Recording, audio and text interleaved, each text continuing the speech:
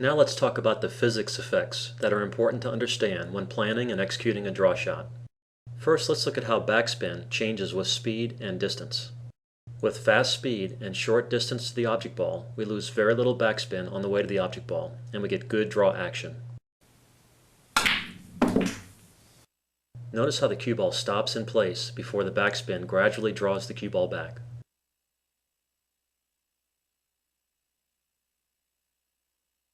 At slower speeds, the backspin wears off more on the way to the object ball. Even though we're hitting the cue ball well below center, this is actually a stop shot because all of the backspin wears off.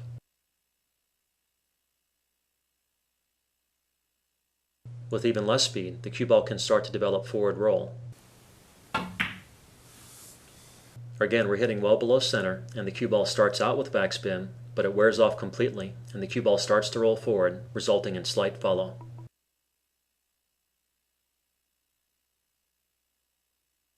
With a larger drag distance to the object ball, more speed must be used to retain the backspin.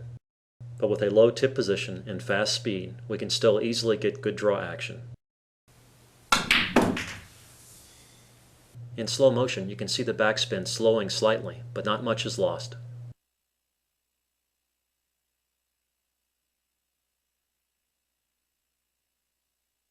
With less speed, we'll lose more spin and get less draw.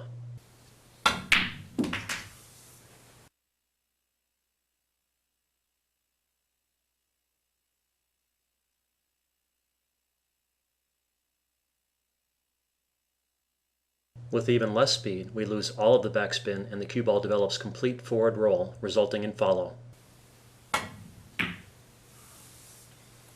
The shot starts off with significant backspin, but it gradually wears off due to cloth drag.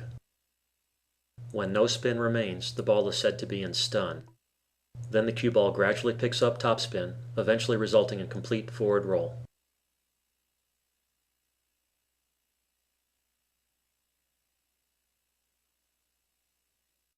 The amount of backspin and draw also depends on the tip contact point on the cue ball.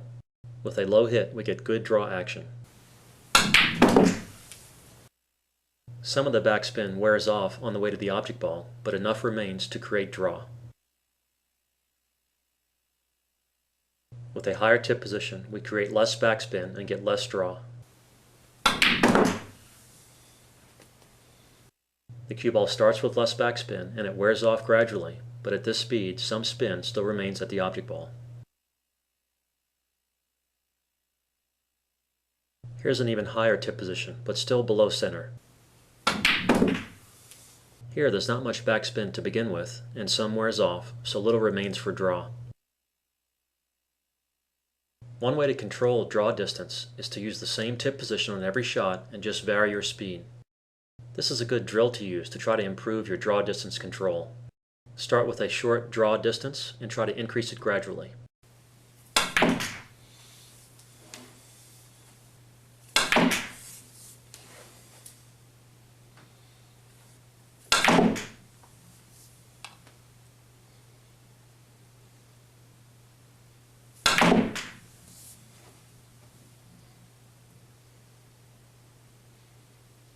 Now let's look at how draw changes with cut angle.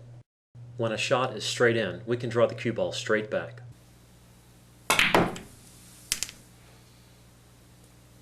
As the cut angle increases, the angle at which we can draw the ball becomes more limited. Let's look at a range of cut angles with the same amount of backspin.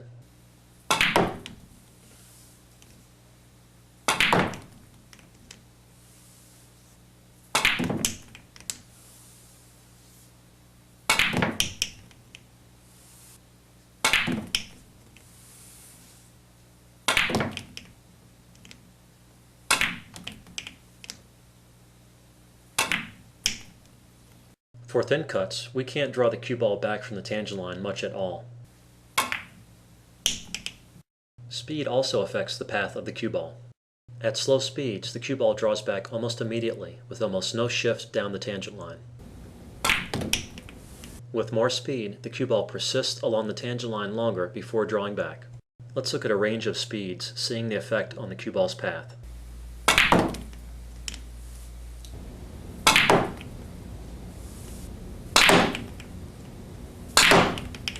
If the quality of draw were the same for each of these shots, all of the lines would be parallel.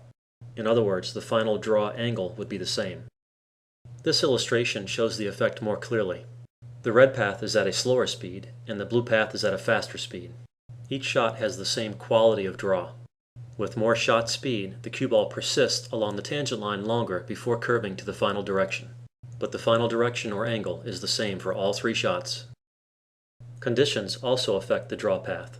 With a brand new and clean cue ball on a slick cloth, the cue ball will persist longer along the tangent line. Also, less spin would be lost on the way to the object ball, so the draw angle would be steeper. To simulate slick conditions, we've sprayed a cue ball with silicone spray. First of all, here's a shot with the cue ball without the spray. And here's the result for the silicone sprayed ball with a similar speed and tip position. As you can see, the cue ball shifted down the tangent line much farther, and the draw angle was a little steeper. Cue elevation has an interesting effect on draw shots that we haven't discussed yet. But before looking at this, let's try a fun drill. The goal is to bank the object ball from the foot spot off the head cushion and draw the cue ball back to the foot cushion without having the object ball touch the foot cushion. This is a tough challenge with the cue as level as possible, but it is doable. The shot requires maximum draw at just the right speed. Here are two good but unsuccessful attempts.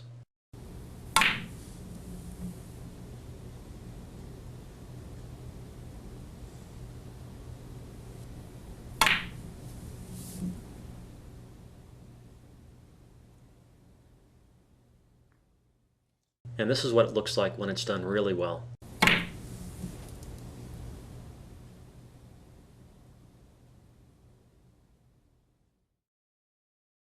If you elevate the cue, you can impart a similar amount of backspin with less forward speed. This can create the same amount of draw with slower object ball motion, making the goal of the drill much easier to accomplish. However, you don't get much benefit at small elevations.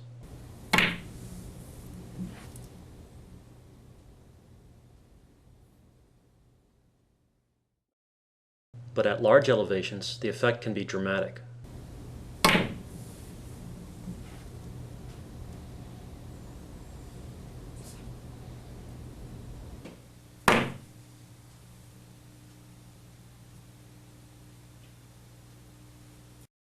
Another cue elevation effect is cue ball hop. When using fast speed at close range to the object ball, the cue ball will be airborne when it hits the object ball. This causes the cue ball to hop forward, reducing the effect of the draw. At small elevations, the effect isn't very significant. However, as you increase the elevation, it can become more difficult to draw the ball. Here, the cue ball loses a lot of its backspin as it hops forward of the object ball.